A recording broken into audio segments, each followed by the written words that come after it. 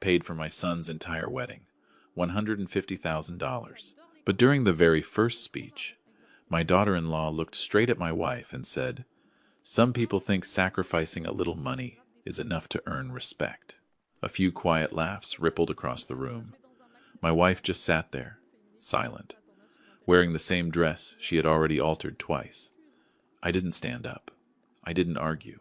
I didn't say a single word. I simply picked up my phone and canceled the payment authorization for the honeymoon and the Manhattan penthouse apartment.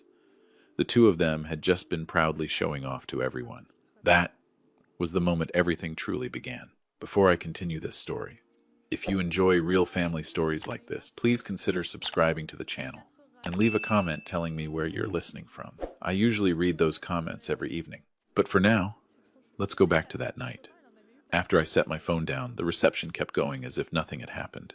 But for me, that was the moment everything started to change. The sound of that reception is still very clear in my memory. Crystal glasses touching each other. Soft jazz drifting through the grand hall of that Beverly Hills mansion. Everything looked like a perfect postcard of an upscale wedding. But I was standing at the edge of the room, in a dim corner near the glass doors that opened to the garden. I've never been the kind of man who enjoys places like that. Most of my life was spent in Charleston, South Carolina.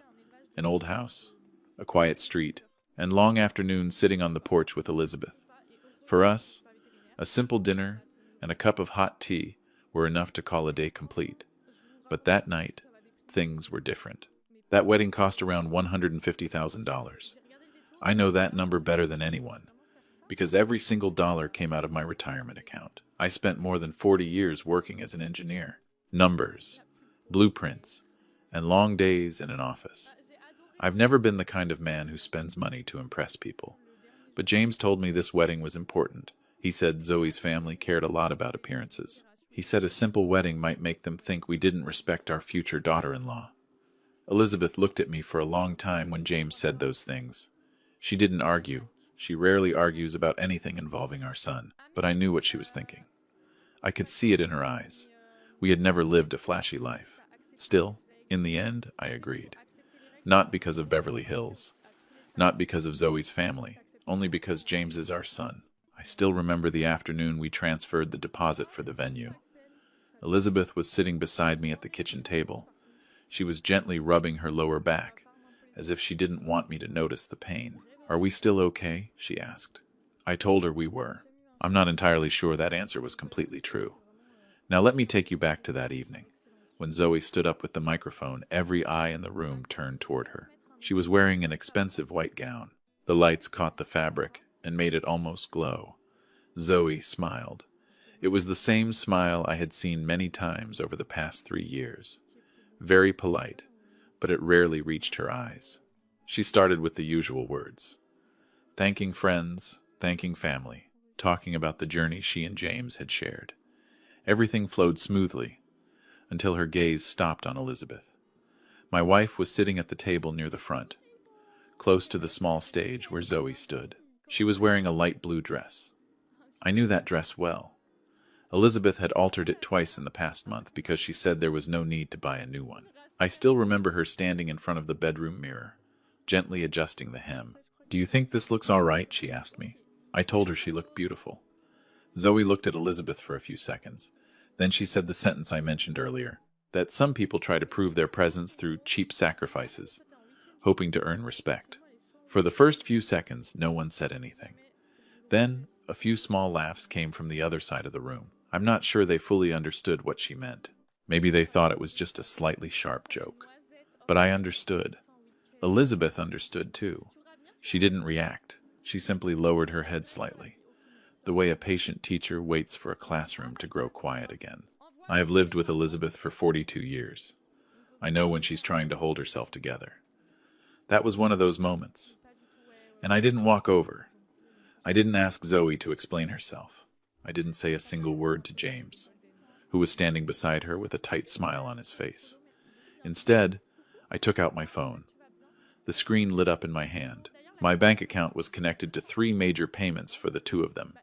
Their honeymoon trip to Italy, the lease for a penthouse apartment in Manhattan, and a secondary credit card under James's name. I looked at those numbers for a few seconds. Then I opened the settings. Cancel authorization. The system asked for confirmation. I entered my password. A small message appeared on the screen. The change has been completed. I locked the phone. Across the room, Zoe was still speaking. People were still listening. The reception continued, as if nothing had happened. But there was one thing I understood very clearly. What I had just done would not end with a simple touch on a screen. It would open the door to a chain of events that, at that moment, even I could not fully see. And all of it started with a sentence that seemed very small.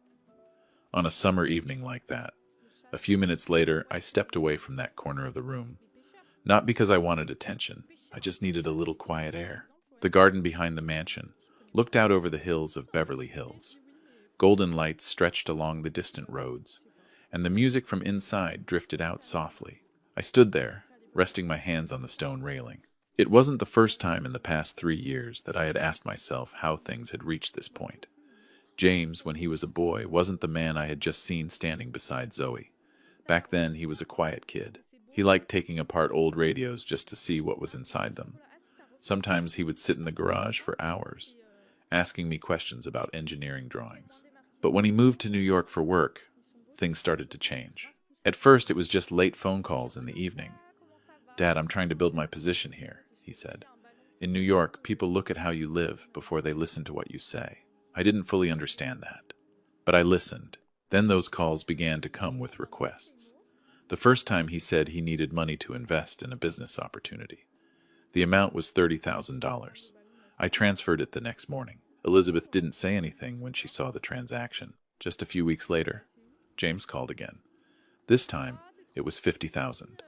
He said the company was expanding, and if he joined a new sales project, his income would grow quickly. Elizabeth still didn't argue, but I started noticing that she spent more time standing in the kitchen, looking at the bills spread across the table.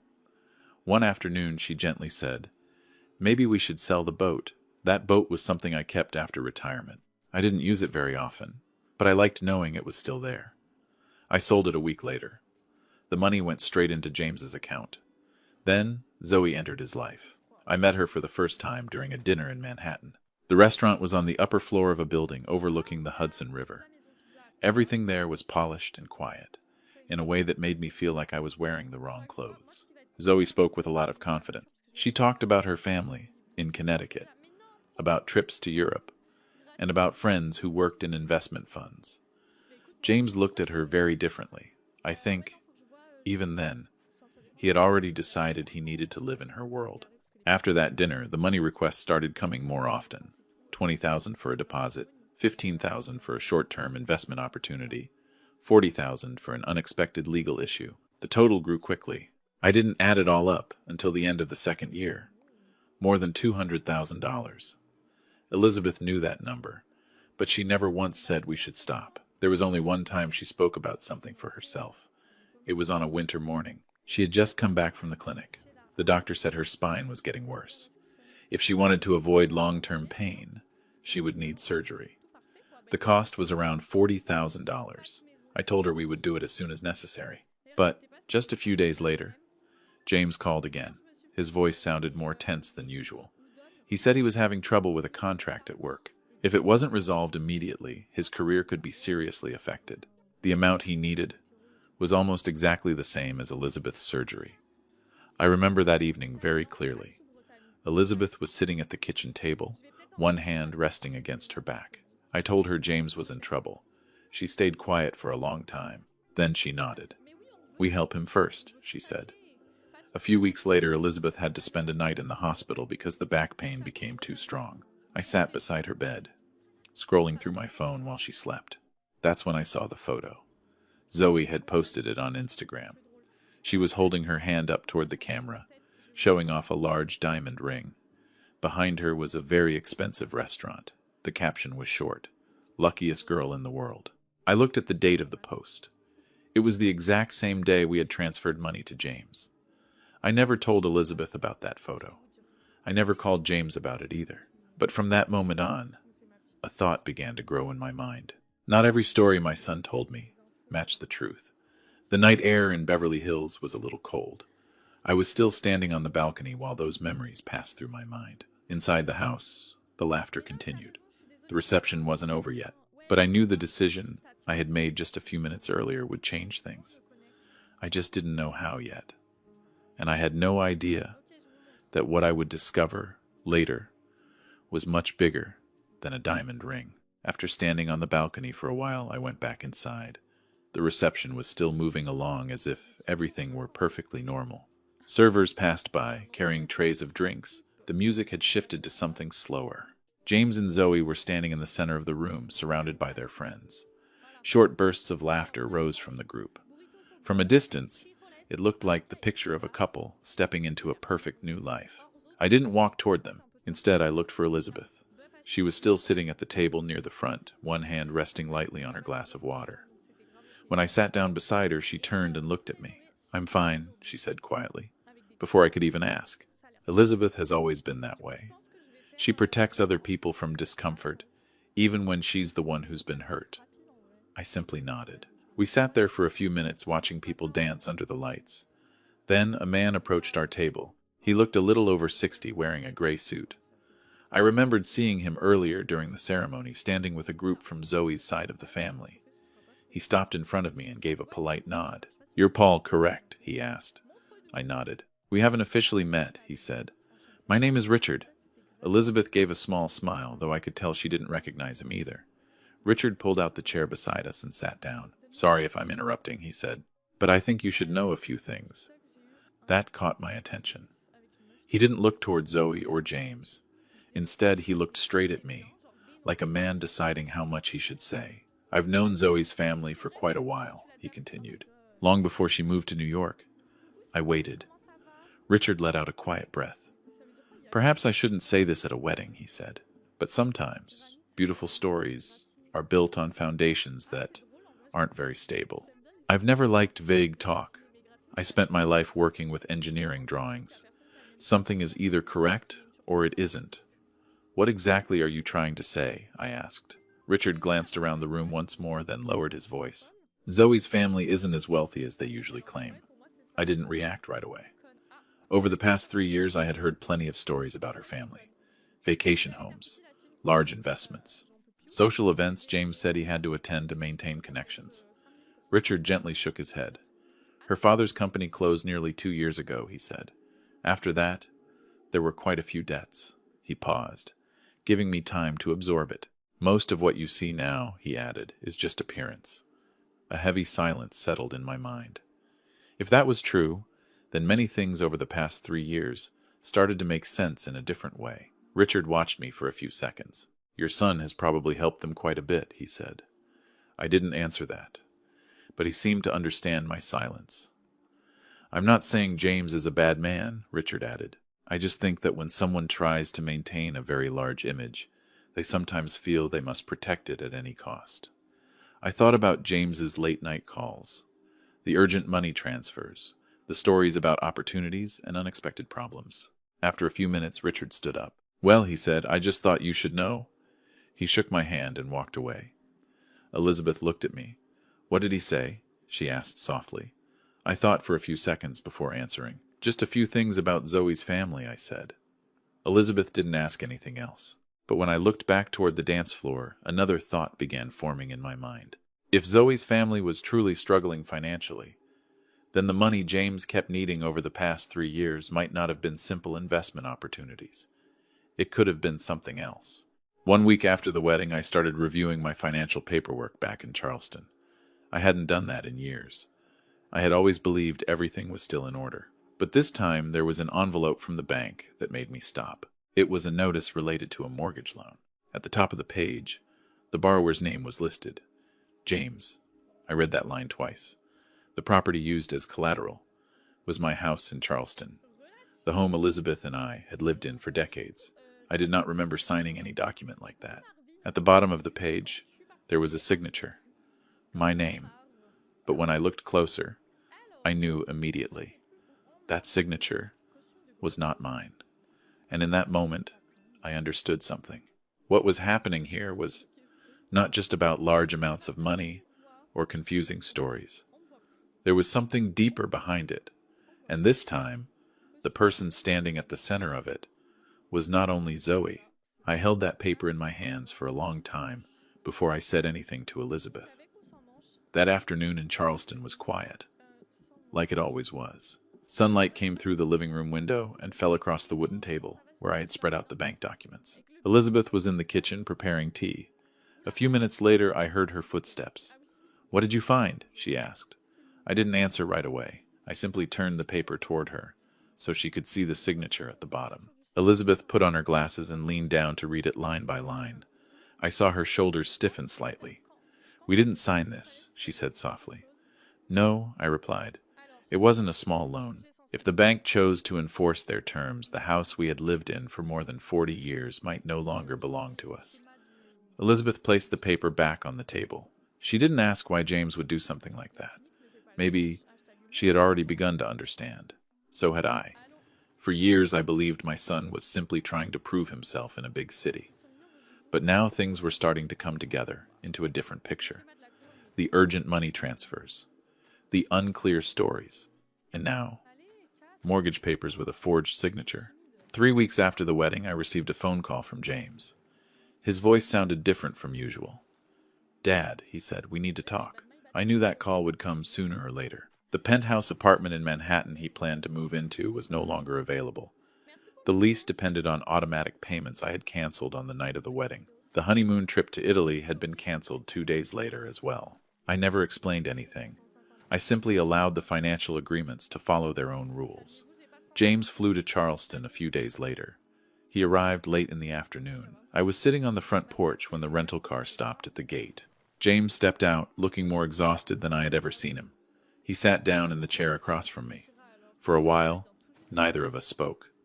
Finally, he broke the silence. "You canceled all the payments," he said. "I know," I answered. James let out a slow breath, trying to stay calm. "You don't understand the pressure I'm under in New York." I looked at him. "Maybe not," I said. "But I do understand numbers." I stood up and brought out the folder from the bank. I placed the mortgage document on the table between us. James looked down at it, only for a second, but I saw the change in his eyes. "It's not what you think," he said quickly. "Then explain it," I said.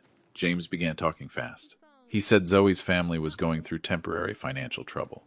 He said her father needed money to resolve some debts. He said that if they helped the family get through this period, everything would be fine. I let him finish. "And you thought the best solution was to use our house as collateral?" I asked. James didn't answer that directly. Instead, he said something else. "You could sell this house," he said. "We could move somewhere smaller. If we just put in a little more money, I can turn everything around." Elizabeth was standing in the doorway behind us. I didn't know how much she had heard, but I saw her hand tighten around the doorframe. I turned back to James. For many years, I believed it was my job to protect my son from the hardships of the world. But at that moment, I realized something simple. Sometimes, the greatest hardship comes from the choices a person makes for himself. "James," I said slowly, "come back here tomorrow night." He looked at me surprised. "Why, I'm inviting you to dinner," I said. "Just us, your mother and me, and one other person." James frowned. "Who? I think it's best if you meet him in person," I said. The next evening, when James returned, the dining table, in the living room, was already set. Elizabeth had placed 3 plates, and the 4th chair already had someone sitting in it. It was our family lawyer.